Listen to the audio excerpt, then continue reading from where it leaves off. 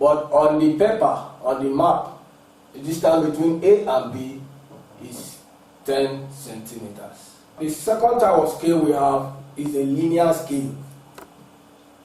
A linear scale is a line drawn to show the relationship between marked distances and the actual ground distances. And a linear scale is usually divided into primary and secondary divisions. The secondary division or the primary division starts from 0 to the right, while the secondary division begins from 0 to the left.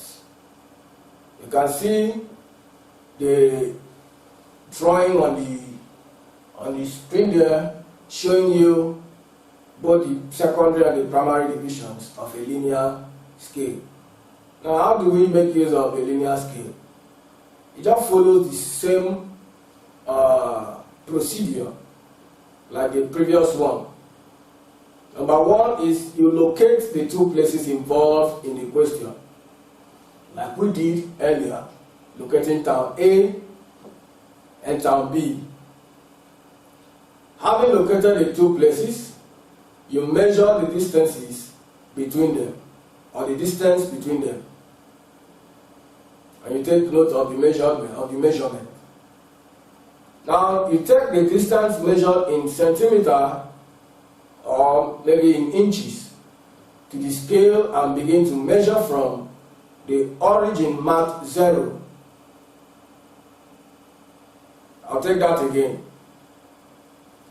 Having measured the distance between the two places involved in the question, you now take that measured distance, maybe in cm or in inches, to the scale. Remember, in this case, we are talking about a linear scale. And you begin the measurement from the origin that is marked 0.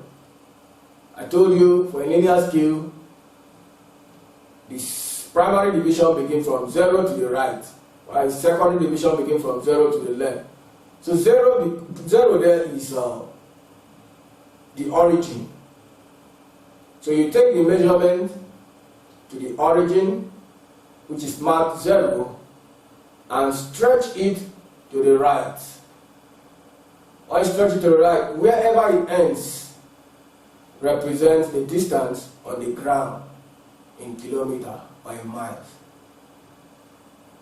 So, in the case of a linear scale, that's what you do to know your actual ground distance.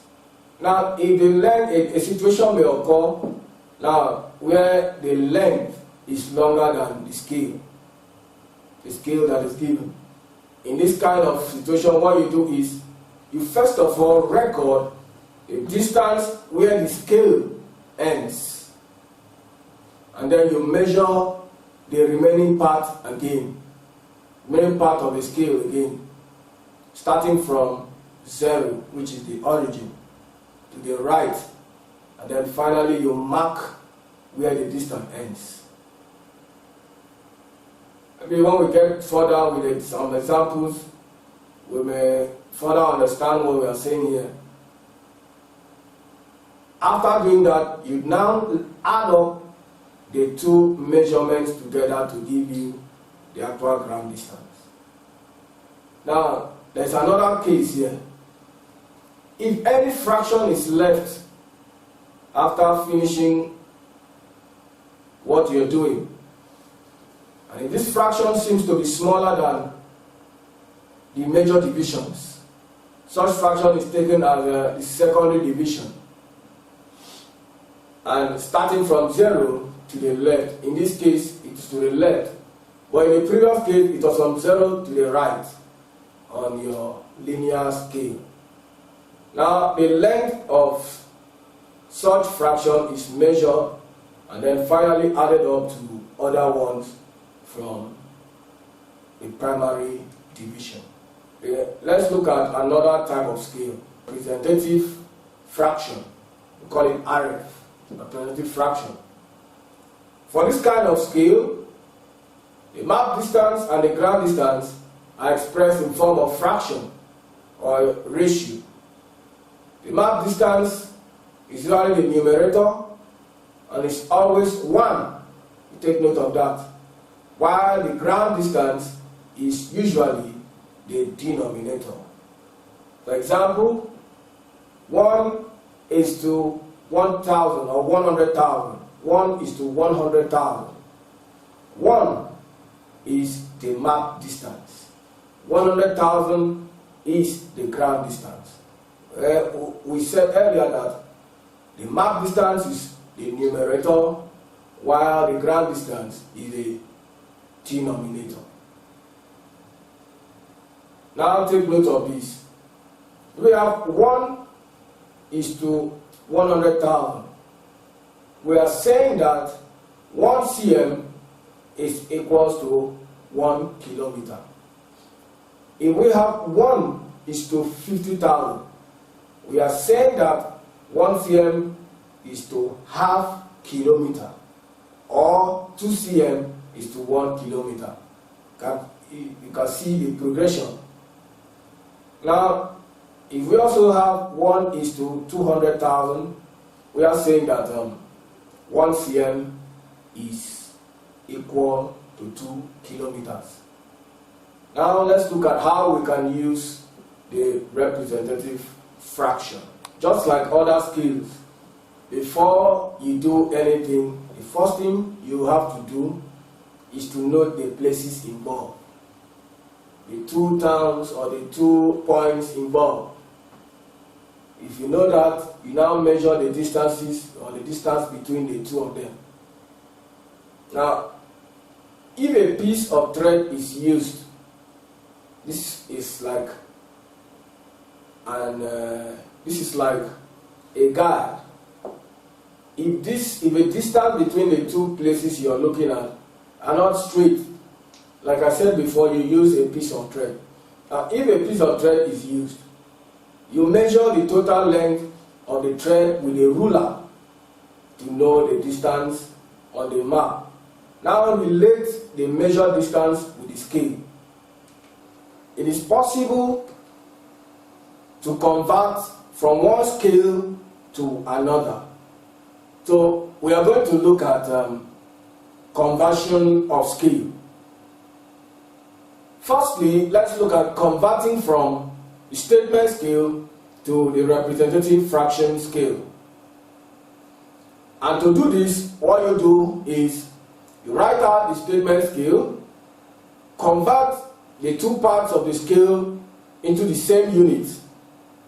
Having done that, you write the scale as a fraction with distance on the map as the numerator and the distance on ground as the denominator. And then finally you divide out the fraction till the numerator is just 1. Remember we said that in a representative fraction scale that the numerator represents the distance on map, and it's usually 1. That is why you need to divide out the fraction till the number is just 1, so that you get your numerator. For example, if you are asked to convert 1 centimeter to 4 kilometers to a representative fraction scale, this is what you do. Remember, the question is in statement scale. That is, 1 cm represents 4 kilometers. Now you are to convert it from statement scale to representative fraction scale. This is what you do. First of all, let's write the statement scale, which is 1 centimeter to 4 kilometers.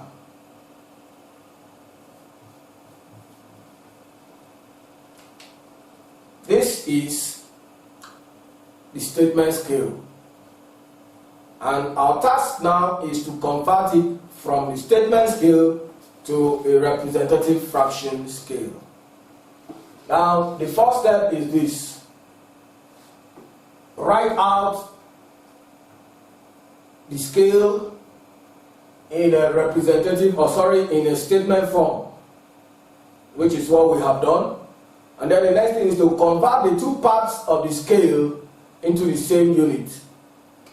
Now, so what we do, 1 centimeter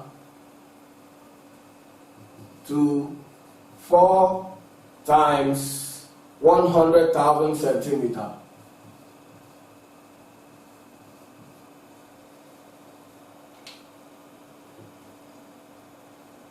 Take note that 1 kilometer is equal to 100,000 centimeter.